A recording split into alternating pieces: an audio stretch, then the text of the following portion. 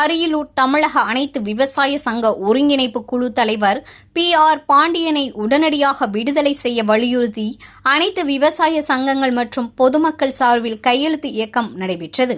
தமிழக அனைத்து விவசாயிகள் சங்க ஒருங்கிணைப்பு குழு தலைவர், காவிரி விவசாய சங்க பொதுச் செயலாளராகவும் PR பாண்டியன் செயல்பட்டு வருகிறார்.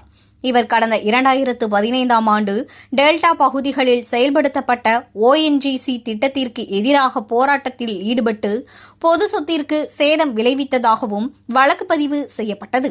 வழக்கில் மாவட்ட நீதிமன்றம் PR பாண்டியன் உள்பட சிலருக்கு 13 ஆண்டுகள் தண்டனை விதித்து கடந்த சில நாட்களுக்கு முன்பு உத்தரவிட்டது.